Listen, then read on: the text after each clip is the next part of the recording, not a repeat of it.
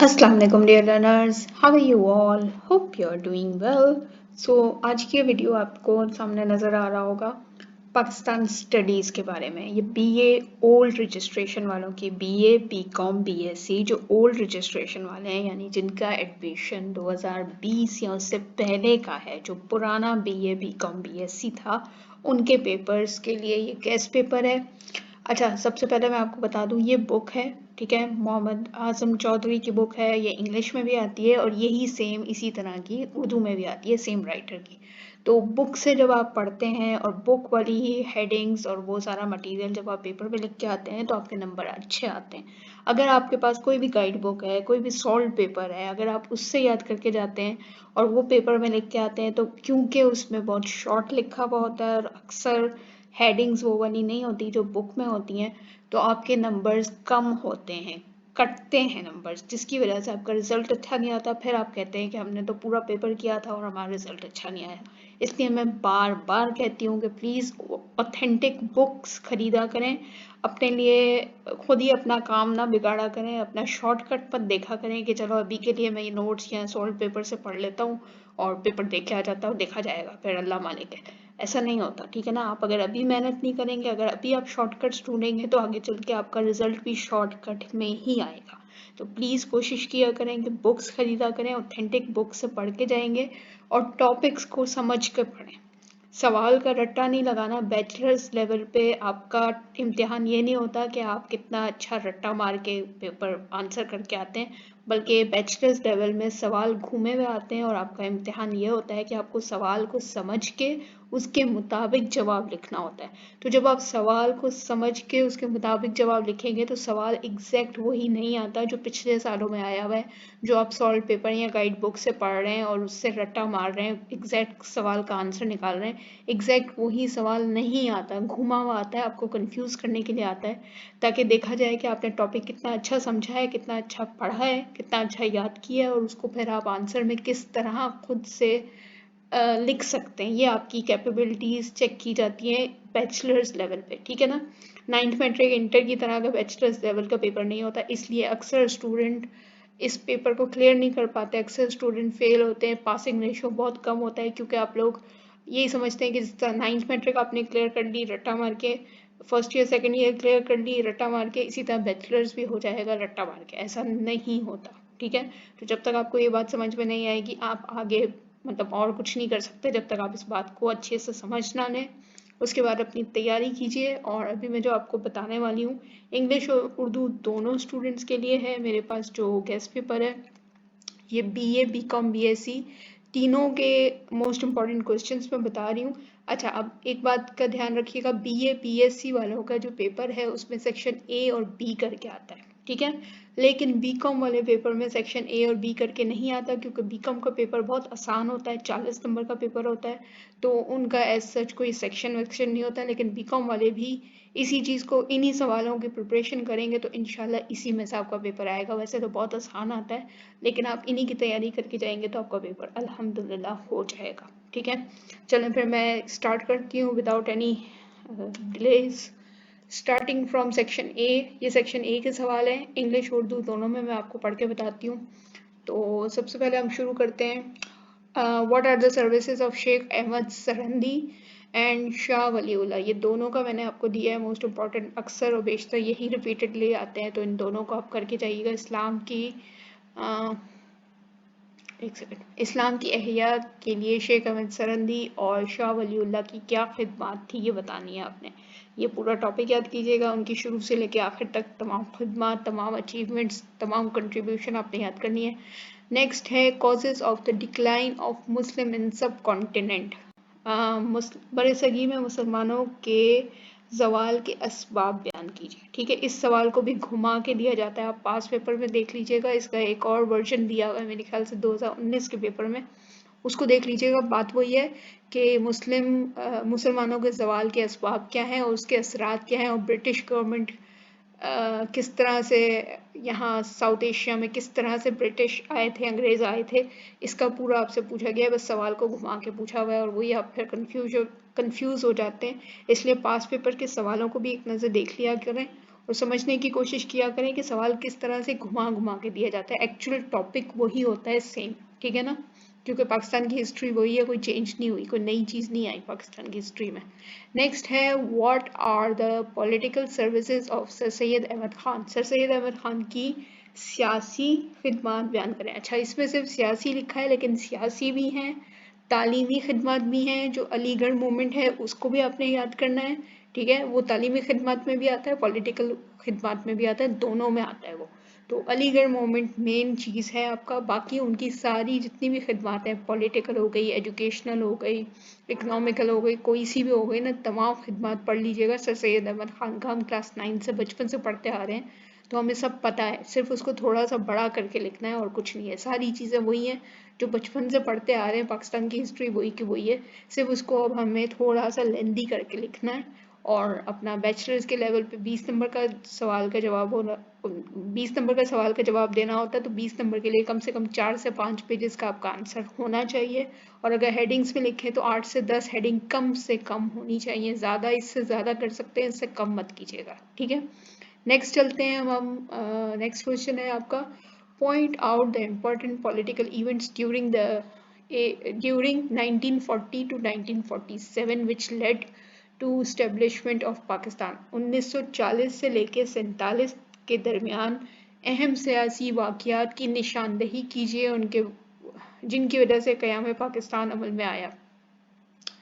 ये जो है 1940 से 47 तक की तमाम आपके जो भी वाक़यात हुए हैं उनको थोड़ा थोड़ा करके आपने लिखना है, हेडिंग वाइज लिखें या पॉइंट वाइज लिखें। तो जो इम्पोर्टेंट वाक़यात है, ऐसे तो कहने को तो बहुत सारे हैं, लेकिन जो जो इम्पोर्टेंट वाक़यात है उनको याद करके जाइएगा। 1940 से लेकर 47 ज़्यादा इम्पोर्टेंट है, बल्कि इससे पहले के भी ईयर्स आए हुए हैं, अगर आप पास पेपर्स में देखें 19 मेरे ख्याल से 1919 से शुरू होता है। एक सवाल ऐसा भी आता है जिसमें मेंशन है साल कि इस साल में क्या हुआ, उस साल में क्या हुआ, इसको बताएं, तो वो साल भी देख लीजिएगा। वो मेरे ख्याल से 1919 से लेके 1937 तक के वो साल मेंशन है, शायद 2020 के पेपर में है या 19 के 18 के ऐसे कुछ है, उसको भी देख लीजिएगा। लेकिन सबसे ज़्यादा इम्पोर्टेंट 40 से 47 है, फिर इसके बाद वो वाले ईयर्स भी देख लीजिएगा, ठीक है। उसको मैंने यहाँ मेंशन नहीं किया, फिर सवाल ज़्यादा हो जाता है, आप लोग कहते हैं कि मैं मतलब इतने सारे सवाल दे दिए। Next है what are the causes of the War of Independence 1857? Narrate the causes of the failure of war.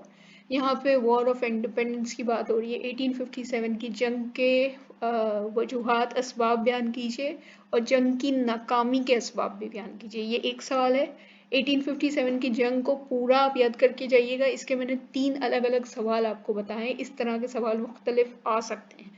दूसरा है सवाल what were the cause of war of independence in 1857, narrate the cause of failure of war, ये तो मैंने अभी बताया था। Next है why was the 1857 war unsuccessful and what was the lesson for Indians in the failure, explain. 1857 के war क्यों नाकाम हुई, उसके नाकामी के क्या असबाब थे और हिंदुस्तानियों ने उससे क्या सबक सीखा, इसकी वजाहत कीजिए। 2 तरह के सवाल मैंने दिए हैं, 3 नहीं दिए, 2 दिए, ठीक है। तो ये 1857 की जंग को पूरा घोल के पी जाएं, क्यों हुई थी, किस लिए हुई थी, क्या वाकयात पेश आए थे और उसके होने के बाद नाकामी हुई थी और वो क्यों हुई थी, फिर उसके असरात क्या पड़े थे साउथ एशिया के हिंदुस्तानियों में, चाहे वो मुसलमान हो चाहे वो हिंदू हो, इस पर क्या असरात पड़े थे, ठीक है। तो ये पूरा अच्छे से पढ़ के जाइएगा, इसका कोई सी भी सवाल आ सकता है, घुमा हुआ भी सवाल आ सकता है, तो पूछा आपसे 1857 की जंग के बारे में ही जाएगा, कोई नई बात नहीं आएगी, क्योंकि हमारी हिस्ट्री कोई चेंज नहीं हुई, वही की वही है, तो सवाल भी वही आएगा, ठीक है। सिर्फ घुमा के पूछा जाएगा ताकि आप कंफ्यूज हो, और माशाल्लाह से हमारे बच्चे कंफ्यूज हो भी जाते हैं। नेक्स्ट है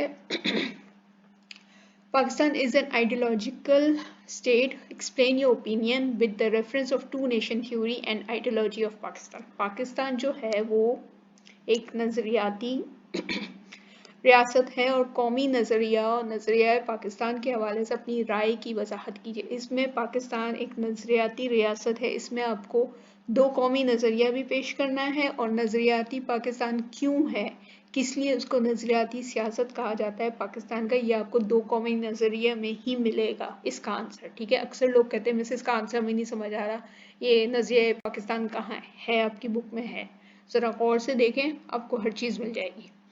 नेक्स्ट है significance of Lucknow pact 1916 in the history of subcontinent. ये लखनऊ पैक्ट 1916, ये वही मैं जो आपको ऊपर बता रही थी ना कि ईयर्स जो मेंशन है कि किस साल में क्या क्या वाकयात पेश आए हैं, उसमें 1916 से स्टार्ट है क्योंकि इसमें लखनऊ पैक्ट हुआ था, ठीक है ना। तो ये कुछ ईयर्स में कुछ स्पेसिफिक चीज़ें हुई थी, इनको याद करके चले जाएं। फिंगर टिप्स पे याद करने वाली चीज़ें, ये कोई ऐसा मुश्किल नहीं है। जब आपको याद होंगी तो आप अपने वर्ड्स में भी 2-4 लाइनों में लिख सकते हैं, एक्सप्लेन कर सकते हैं। कोई आपने पूरा पूरा पेज नहीं लिखना इनके बारे में, 2-4 लाइनों में, 5 लाइनों में, एक पैराग्राफ में भी बात हो सकती है, ठीक है। तो लखनऊ पैक्ट क्या है और उसके बारे में उसकी क्या अहमियत है वो आपको बताना है। बड़े सगी की तारीख में लखनऊ माहिदा 1916 की अहमियत बयान कीजिए। नेक्स्ट क्वेश्चन है करारदाद पाकिस्तान और करारदाद मकासद के दरमियान फ़र्क करें। ये मैंने फ़र्क वाला सवाल जान के यहाँ डाला है क्योंकि ये दोनों इम्पॉर्टेंट हैं, करारदाद पाकिस्तान और करारदाद मकासद को याद करके जाइएगा। अगर फ़र्क आए तो फ़र्क लिख दीजिएगा। अगर इनका अलग अलग सवाल आए कि पाकिस्तान रेजोल्यूशन क्या है, ऑब्जेक्टिव रेजोल्यूशन क्या है, उनको एक्सप्लेन करें तो आप अलग अलग भी लिख सकते हैं जब आपने दोनों याद किए होंगे, और फ़र्क भी लिख सकेंगे जब आप दोनों याद करके जाएंगे, ठीक है। अब चलते हैं सेक्शन बी की तरफ। सेक्शन बी आपका है आफ्टर पाकिस्तान के बनने के बाद के सेक्शन बी में सारे सवाल होते हैं। ये है what are the problems faced by Pakistan soon after it came into being. Pakistan मोरज़े वजूद में आने के बाद फ़ौरन बाद उसको किन मसाइल का सामना दरपेश था, ये आपको सारे मसाइल बताने हैं। नेक्स्ट है question what are the basic economic problems of Pakistan. Pakistan के बुनियादी मुआशी मसाइल क्या हैं, बयान कीजिए।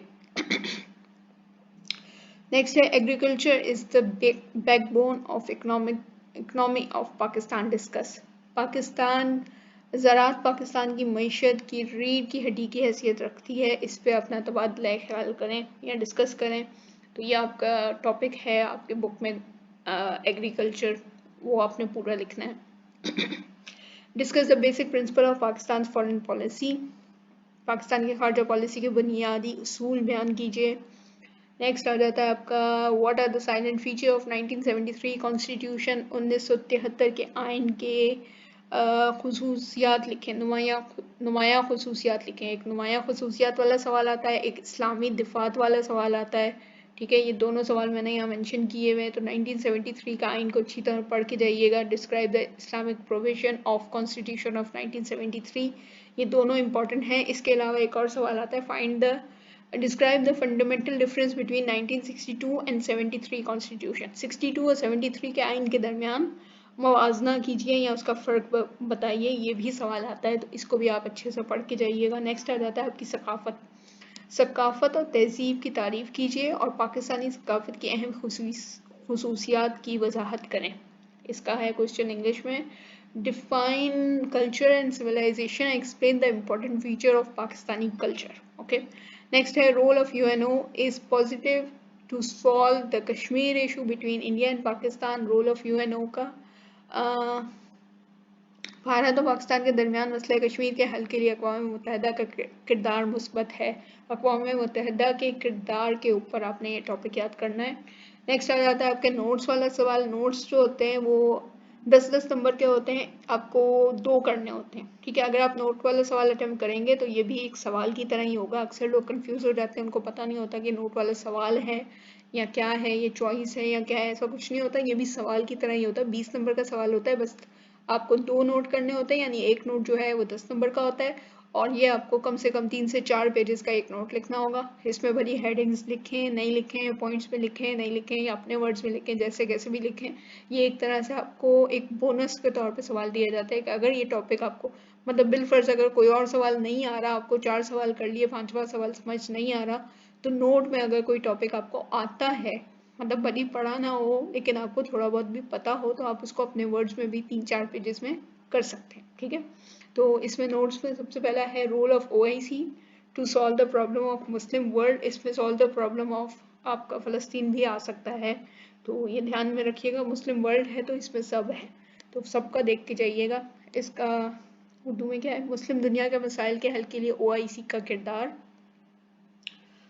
Relations of Pakistan and America, relationship between Pakistan and America, चाहे वो टेररिज्म पे हो, चाहे वो दूसरे किसी मौके के ऊपर हो तो ये relationship between Pakistan America is important, Pakistan और अमेरिका के ताल्लुकात। फिर आ जाता है आपका silent feature of foreign policy of Pakistan, Pakistan की खारजा पॉलिसी के नुमायाँ खसूसियात, ये मैंने ऊपर भी दिया है मेरे ख्याल से, हाँ ठीक है, वो बुनियादी असूल हैं या खसूसियात है। नेक्स्ट आ जाता है regional languages of Pakistan, Pakistan की इलाकाई ज़बानें, इसमें उर्दू भी आएगा, उर्दू भी इम्पॉर्टेंट है और बाकी सारी इलाकाई ज़बानें भी इम्पॉर्टेंट है। तो ये है आपका छोटा सा गेस्ट पेपर, पूरी बुक में बहुत सारे टॉपिक हैं, उसमें से बड़ी मुश्किल से मैंने एक चीज़ निकाल के दी है आपको। अब इसमें से कुछ छोड़ के मत जाइएगा, ठीक है या अगर कुछ छोड़ा तो फिर वो आपकी जिम्मेदारी है, फिर वापस आके मुझे नहीं कहिएगा मिस हमारा पेपर अच्छा नहीं हुआ। तो ऑल द बेस्ट, फिर मिलती हूँ नई वीडियो के साथ, अपना ख्याल रखिएगा। और अगर आपको कोई और सब्जेक्ट के इम्पोर्टेंस चाहिए तो उसके पास पेपर्स मुझे सेंड कर दीजिएगा, ठीक है।